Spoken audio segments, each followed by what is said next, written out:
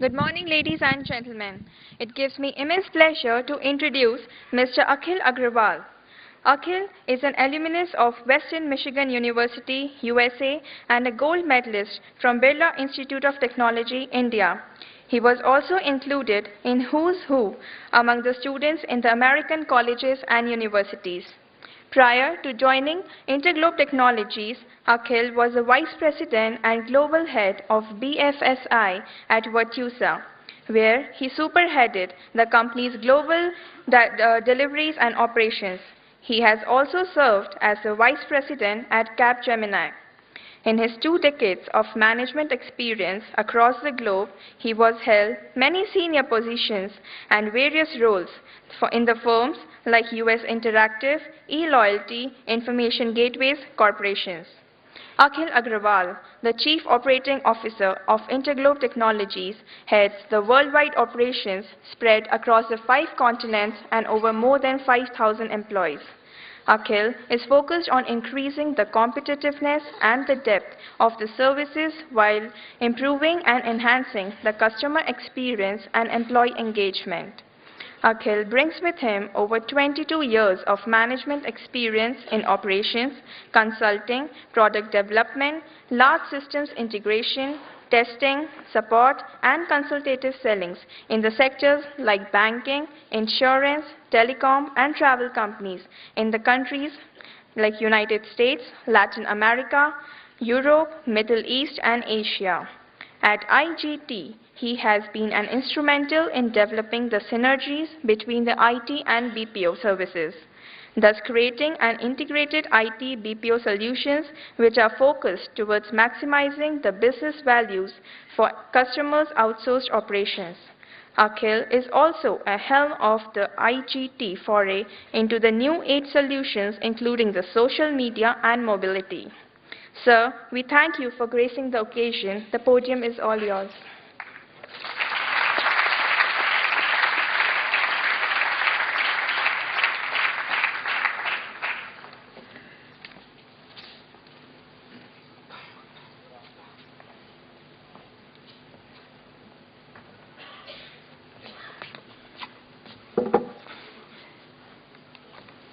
So now I need glasses before I can speak.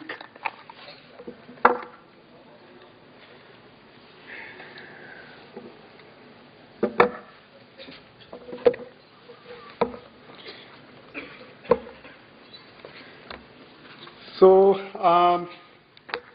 actually when I was riding back yesterday, I arrived here yesterday late night, and I think 2 of your fellow students escorted me over here. Tarun and Rashika, they're here? Thank you. And this morning again, I think Jessica and Prashant. They're outside, okay. So I asked them, just wanted to know, what do you guys want to hear?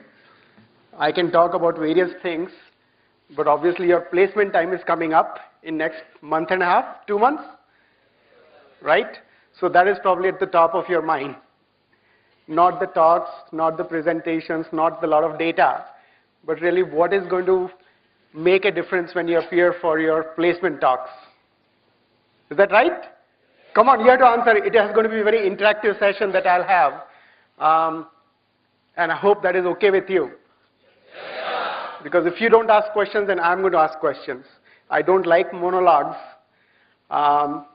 So that's what we will do over the next 30 minutes or 45 minutes. And I'll share some stories. One other thing that I think last night, Prashant and, last night it was Tarun and Rashika, they told me that we want to hear what happens in corporate life. We read a lot of books, we hear a lot of stories, but how does that translate into real life? That would be valuable. So I had to change my presentation overnight to make sure that I incorporate some of the stories that will be valuable to you. These were valuable to me personally as I started working in the corporate environment. So basically, I changed the title of my talk, and it's more of lessons I learned in last 22 years of working in the corporate environment. and hopefully you'll be able to pick up few things from there that will be useful to you in your placement, in your careers as you move forward.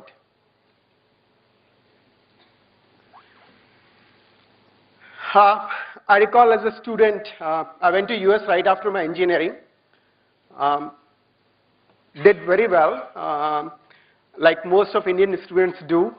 They're all hardworking, they're all studious, methodical, and they generally do well. So I did well in my college exams, scored very high in all the exams, stood up among the top of my class in US in my master's program, then got a job in a very good company. And first day of my job, I was meeting with the VP who I was supposed to report. And it was quite interesting discussion that I had, just like every one of you, right? We try to impress first time when we meet our boss, and there is nothing else to impress other than our credentials at that time, because this is your first job. You want to show them that you've got good grades, you are good in communication, you talk about your GPAs, you talk about your position in your class. And that's what I was trying to do. He kept listening and listening and listening and listening, and finally he made one comment which stayed with me for a long duration. He said, Akhil, all it tells me is that you're good in taking tests.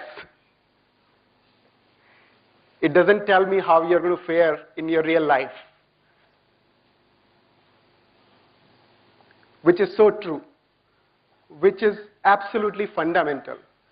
All of us are good in taking tests. As long as there is a problem which is given to us, as long as there is one solution, there are steps that we need to follow. We follow them very well, right? That happens that you have a syllabus given to you. You have chapters that you need to follow, you need to read.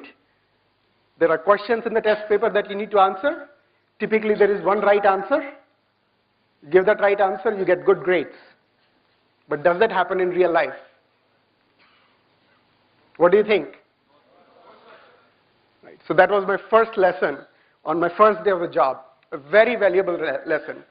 And then later on I found out that the guy I was meeting had a PhD in psychology. So he was trying to bring me down because I was telling him I'm gold medalist, I have been awarded, I have been included in Who's Who, and I have been included in the Research Scholar program and all of that. He said, I don't care. That's all in the past. Now it's a new beginning. So basically, what you need to think about is every day is a new beginning in your corporate life. Whatever you have done in the past is gone, is history.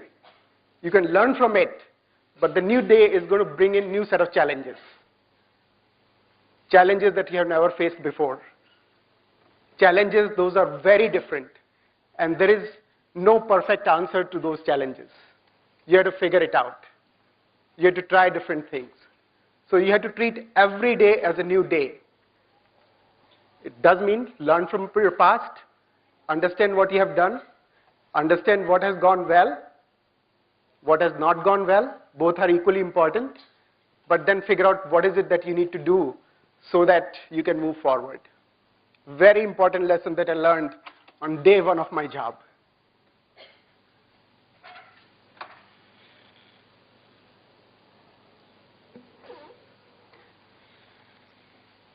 One other thing is very critical. Questioning the process. Most of the time what happens? There is a set process that is defined. You are told you need to follow this process. There are certain guidelines that are given. You just follow those processes day in, day out. And as long as you follow the process, you become successful, right? But leadership is all about questioning the process, challenging the process, thinking about why things need to be done differently. That is very critical. There was a joke that I had read some time back, and I'm sure that you will be able to relate to that. So there are two guys planting or digging a hole on the pavement in the middle of the street. I don't know how many of you have heard this joke before. Anybody? Okay. I have not told you the joke, so you don't even know what the joke is. So this gentleman moves into the city, staying in a hotel and watching the median. So there are two guys. One guy digs up a hole, 2 feet deep, round hole, moves 3 feet forward, digs up another hole. Again 2 feet deep, perfect round in shape. The guy from behind him comes there, fills up the hole, moves forward. The guy in the front again goes 2 feet forward, digs up another hole which is 2 feet deep.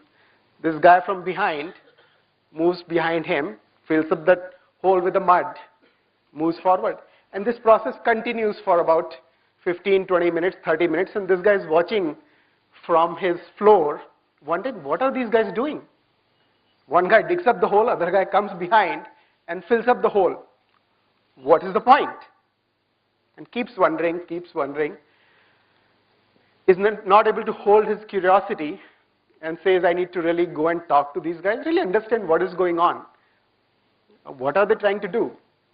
So he goes and asks, sir, what are you trying to accomplish? One guy in the front digs up a hole, perfect, measures it, measures the depth, perfect round shape. Other guy comes from behind, fills it, and you keep doing this. And I've been watching you, you're doing it for last half an hour. What is the purpose? So the answer was, actually there are supposed to be 3 people. There is supposed to be one guy in between who is supposed to plant a tree there.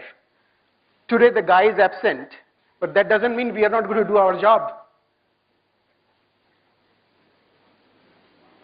Okay, let me repeat this.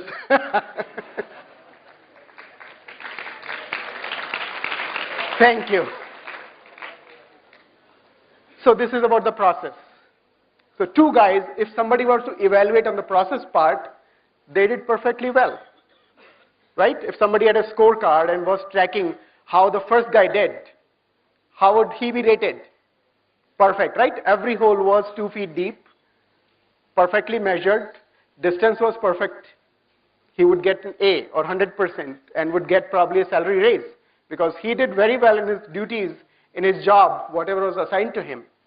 If you look at the third guy, he would also get an A, right? Somebody was evaluating him. He would say, you did it perfectly well, absolutely no issues. You were supposed to fill up with dirt. You did every single hole was filled up with dirt. No challenges, no issues. Nobody can point out any error in your approach. You get 100%.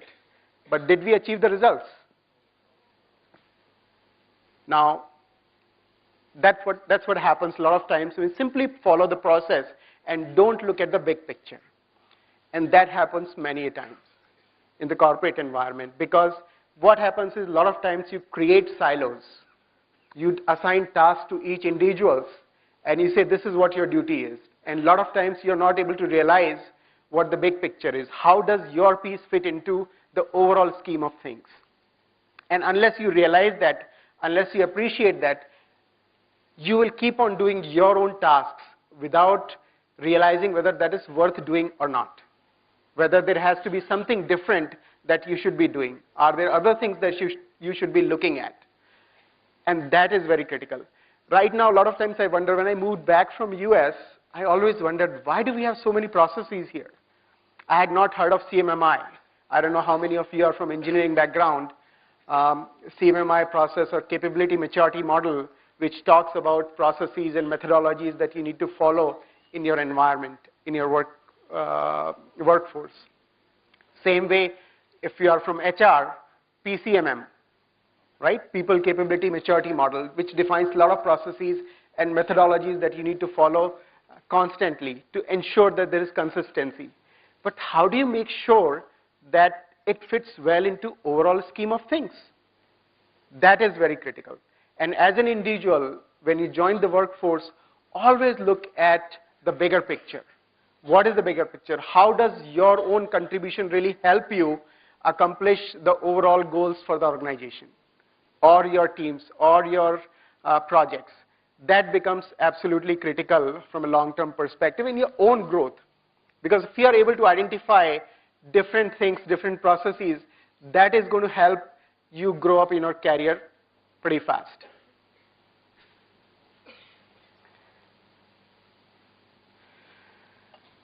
Develop negative to positive.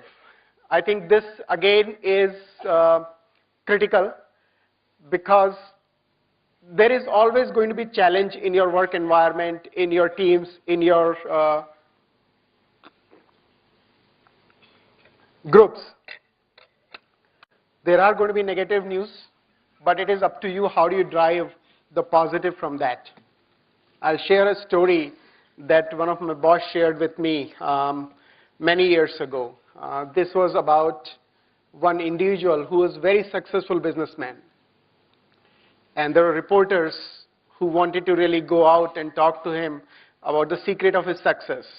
So as this reporter was doing some research on the background of this individual, he found out that he had a brother, twin brother, and that brother was actually in jail, serving time for robbery, theft, and other crimes. He said, let me go out and meet and figure out, before I meet with this successful gentleman, to find out what has happened to his brother. What is the reason why these two guys are so different? So he goes to jail and interviews his brother, trying to figure out why is he in jail. So goes out, meets with him, and the brother says, it is because of my father. My father was a bad man. He used to beat us up. He used to steal. He used to beat my mother. He was not an honest man. He was in jail many times. We hardly saw him because he was always in and out from jail. And that's why I'm like that. I basically learned from him, and it is the result of my father. After a few days, this guy goes out and meets this successful businessman and asks him the same question, that I just met your brother in jail and he is miserable, he is not doing well, and he attributes a lot of these things to your father. What is the secret of your success? How come you became so successful? What is the key criteria or key ingredient of your success? And guess what his answer was? His father. Absolutely right. His father. He said, I grew up in the same family. I grew up in the same environment. But I did not want to become like my father. So I made a promise to myself, I'm going to be different. I'm going to be successful. And that's why I'm here. So if you look at similar kind of environments, similar kind of situation, one guy drew very positive outlook from that environment, another very negative. So choice is up to each individual. How do you drive it? And this is more on the theory part. Now I'll give you a practical situation where it happened again in my personal life. Probably not too many of you would recall the dot-com burst in US. I don't know whether you have read that in your case studies or in your classes, or somebody has discussed the situation that was there in US in 2000. Anybody knows about it? 2000 dot-com burst? Okay, what happened? So the market went down. A lot of companies went down at the time. There are not enough jobs. A lot of layoffs happening, right, every day. US economy was in pretty bad shape. Not that it is in good shape right now. It continues to be in bad shape, but at that time it was pretty bad. And I was working for a company at that time, and we had to lay off quite a few people. Not a very pleasant situation to be in. The environment was pretty gloomy and dull. Everybody was remorse. Everybody was sulking. So my boss called me and some of us in the meeting room announcing that there is going to be mass layoff that is going to happen the following day. That was the purpose of him calling us in the meeting, and we all knew. So we all had dull faces, sad-looking situation, upset, what is going to happen. So he came into the room, made us all sit in the conference room, told us, I have a bad news and I have a good news. Which one do you want to hear first? So I said, okay, give us the bad news first. So he says, bad news is that many of your team members are going to be laid off.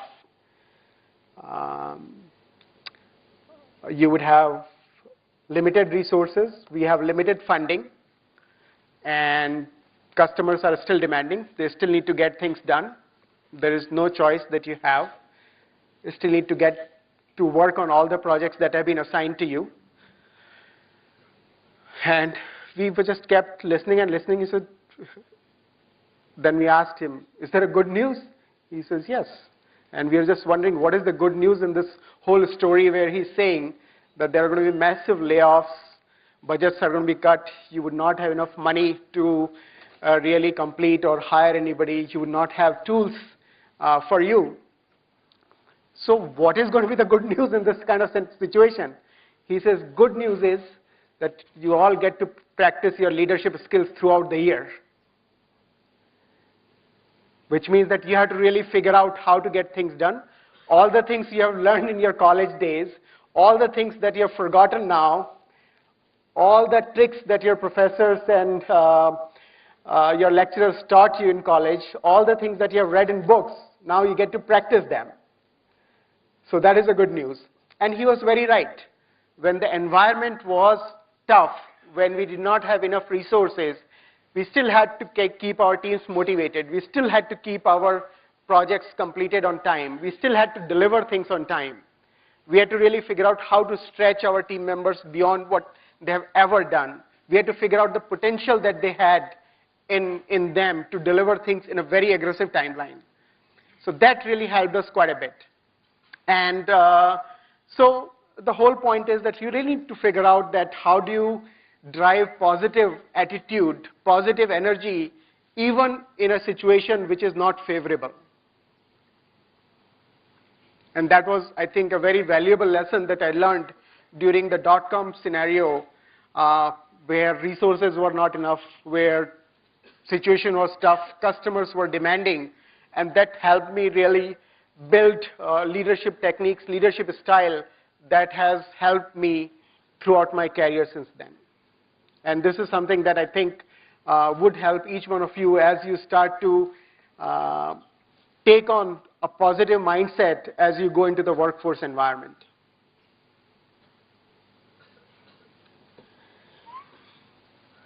I was actually, this thing I picked up this morning, which was quite interesting. I don't know if you guys can, I'm sure you can read this. उम्र भर गालिब यही भूल करता रहा, धूल चेहरे पर थी और आईना साफ करता रहा.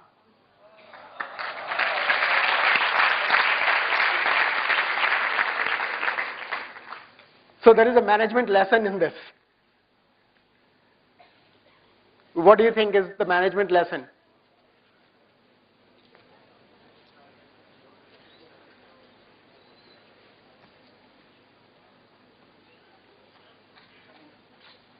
It's about drilling down in details.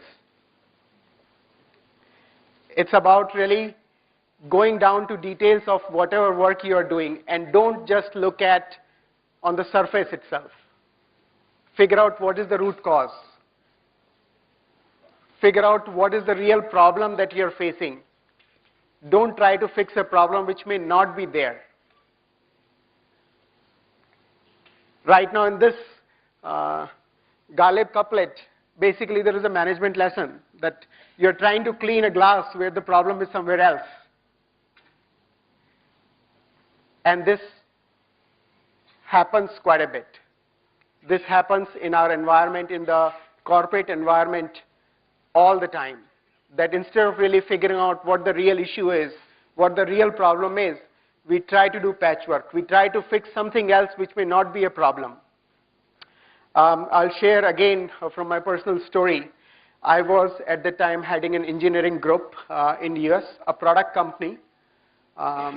And we had built one of the first PC-based IVR systems, which means that all of you guys are probably familiar with voice response system. When you call a company, there is an automated voice that comes up, and you punch certain keys, or based on your number, you get routed to the right person who can take your calls, right? Whether you call Airtel or airline or whichever company you pick up. So it used to be very new in that time, and I'm talking about 1990s, early 90s. So we had built one of the first PC-based platforms which had all these capabilities, where when a call comes in, based on your number, it can figure out who is calling, it can route the call to a right agent or right person or right department very quickly. So we were very excited about this product because this was one of the first products in the market which was available for many companies. So we went out to a courier company in US, and the courier company was very small, no automation. They had about 200 people, which is pretty large from a US perspective for a courier company. And their whole USP was that they were able to deliver any product from anywhere in US to any other part of US within 24 hours. And I'm talking about 1990s. And at that time, they did not own any planes. They did not own taxis or cabs. They did not own, they did not have their own employees in any of the cities. They all relied on public transport, commercial planes, employees of these taxi cab companies, and still were able to deliver products from one part of the country to another part within 24 hours. And they were catering to hospitals. They were transferring live organs from one part of US to another part of US. Very complicated and very life and death situation, as General Singh talked about, right?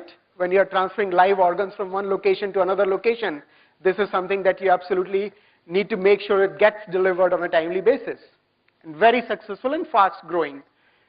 We as an engineering company were very excited when we looked at their environment. We said, wow, they have all manual process. Call comes in, somebody picks up the call, says, okay, you need to transfer this live organ from here to here. John, can you pick up the call?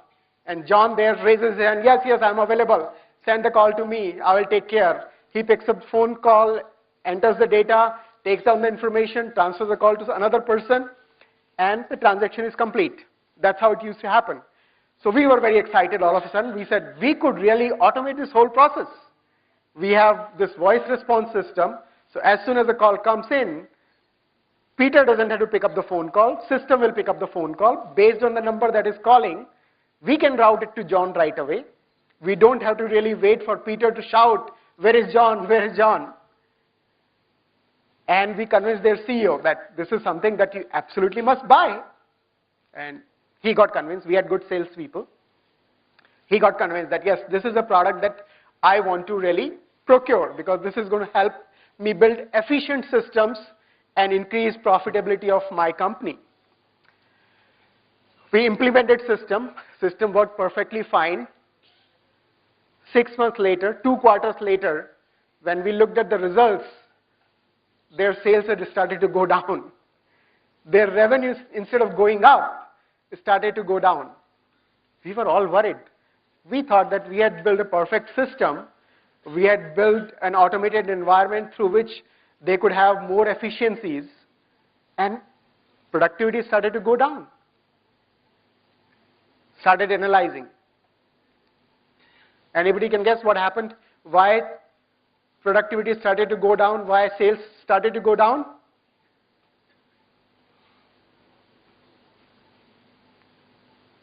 Think about it. Hospital calling into an environment. They have a live organ, a kidney, a liver, that needs to be transported to another location, another hospital, across states. What happens as soon as you call in, and instead of a live person, a human being answering the phone call, there is a voice response? What would you do as a consumer? You are going to hang up. You want to talk to a live person because you don't know how long you are going to be in the queue. You don't trust a machine, and this was 1990s. We did not realize that simple aspect of human behavior, that a person from a hospital calling in with a live organ wants to talk to an individual, not a machine.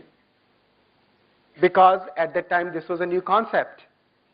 And for that one simple fact which we did not realize, their sales started to go down.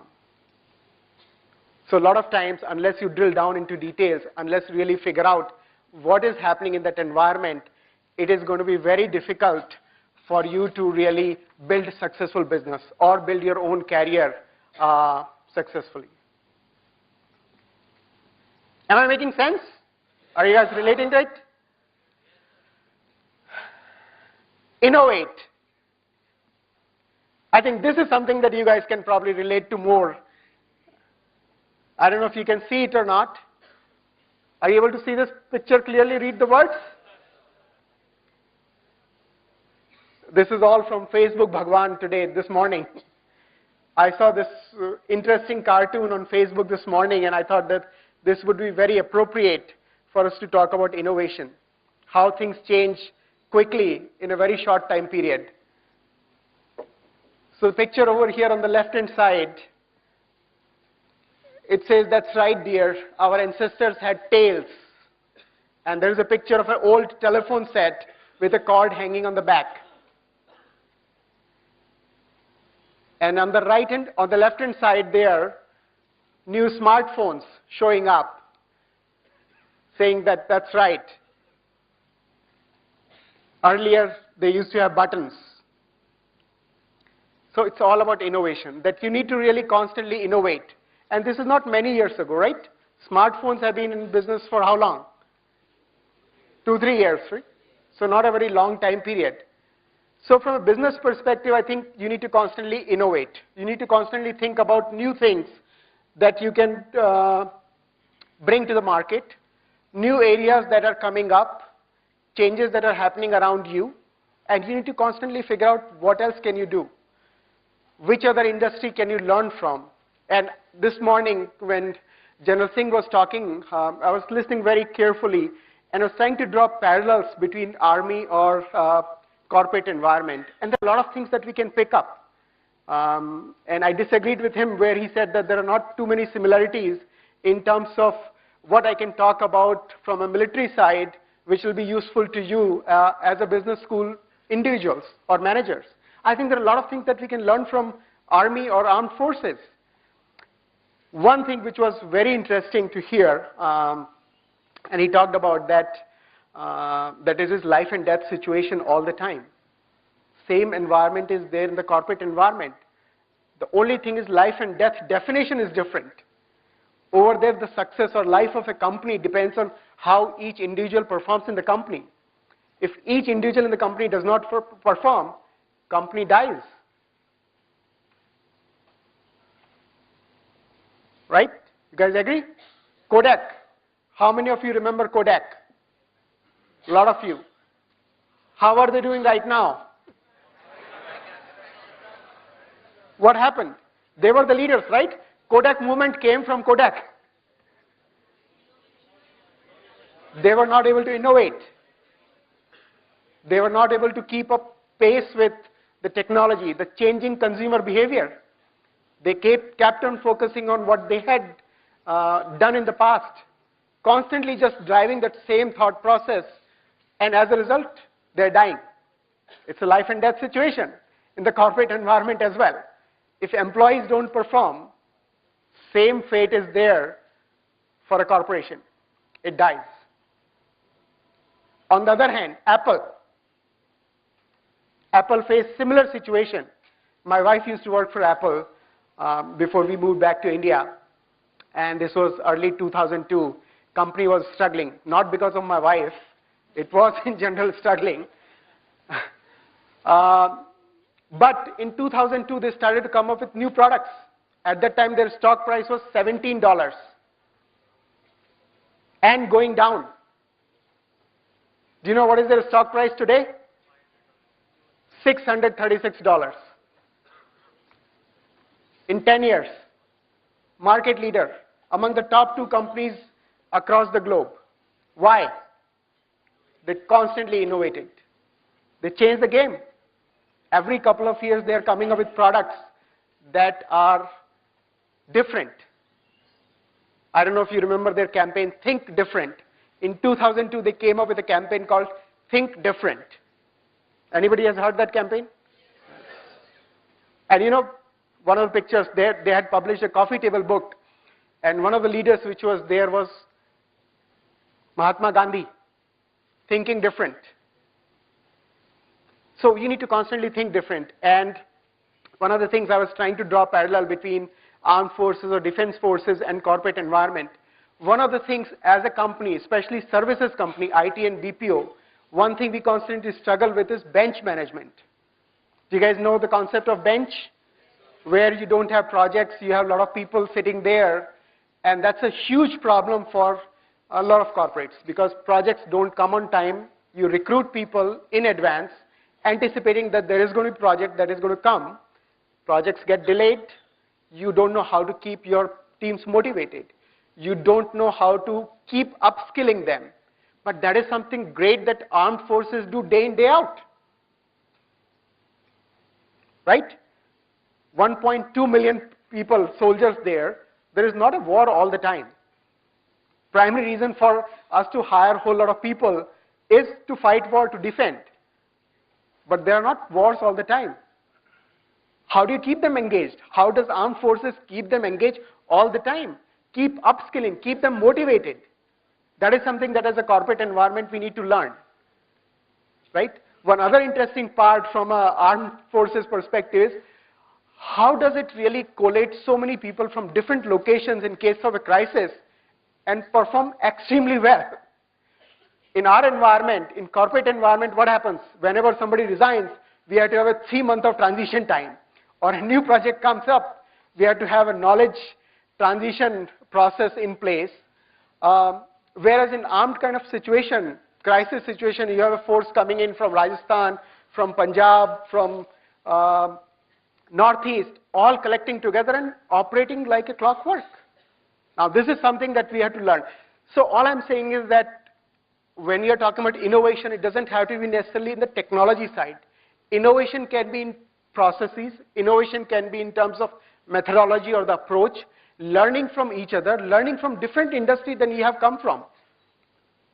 I think when I was writing this morning, 2 of your students talked about, I was asking them, which industry do you want to go in?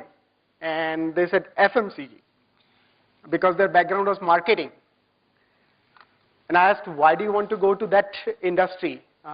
Because there are a lot of things that you can do from a marketing perspective, which are done in these type of companies, unlike services companies or banks. So I want to share one quick insight to you.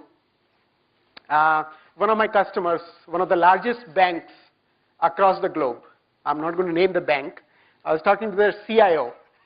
He was one of my customers. And his statement was that banks are nothing but a marketing and technology company, which is very different. Where is Jessica? Oh, right. So, you know why? Why did he make that statement? That is very true. Because government regulations are same for all the banks, nothing different. So how do you differentiate from one bank to another bank? How quickly you can bring your products? How can you combine these different products together? And then how do you market those products? Whoever can combine those products in a very creative way, whoever can bring those products to the market very quickly, and whoever can create those marketing campaigns to excite customers to sign up with the bank is a winner. So true. So no matter where you look at, opportunities are there. It's simply that how do you really carve out your own niche and drive that in the new environment. So that is going to be very critical as you start to build your own career, as you start to join different companies, different industries, different verticals. I think one of the comments General Singh made was that no matter where you are, no matter what you do, you need to do the best. You can Be a leader in whatever area you choose, whichever industry you pick. Just focus on that and make sure that you're the best. And that is very critical. Now, I'll quickly talk about, I think one of the points that came across was that what will be interesting to you was about how different industries are doing, what are the new things that they're doing. So this was all about general gyan. I will talk to you a little bit about what we are doing at Interglobe Technologies. Again, how are we innovating new things into our own environment. Now, social media, Facebook. All of you guys are going through Facebook pages all the time? Logged into Facebook. How many hours do you log in on a Facebook? How many people log in for about an hour every day? Your faculty members cannot see back. How many? 2 hours? More than 2 hours? Half an hour? Is there anybody who has not logged into Facebook at all? 1, 2. She's forcing your hand, I can see that. Only 3 people. I think that's a very true representation. Although I'm surprised that 3 people there, I think are not accepting it, that they do log in into Facebook or Twitter, through which they communicate. So if the whole environment, if the new generation is changing how they interact, how they communicate, companies have to adopt. Companies have to figure out new ways of interacting with their own customers and exchanging information with their customers. So this is something that we have started to adopt and bring into our own environment. There are some projections that there are a couple of companies who do not have call centers anymore. They only service their customers through Facebook or Twitter as a medium. And I think over a period of time, I wouldn't be surprised where the whole shift happens, where majority of the activities happen through social media as opposed to live phone calls or live in-person visits. So overall, I think in summary, from a social media perspective, we came up with our own methodology and approach, and which really made us the market leaders as far as social media in the call center or BPO environment is concerned. And this is something that as you start to work in your own environment, as you take up jobs in corporates, you need to be constantly watching out as to what is happening in the industry, how does it impact your own job, your own industry, and keeping pace with the technology, which is going to be very critical for you. So in summary, from a leadership perspective, I think we'll probably repeat a lot of things that General Singh talked about. It's all about change.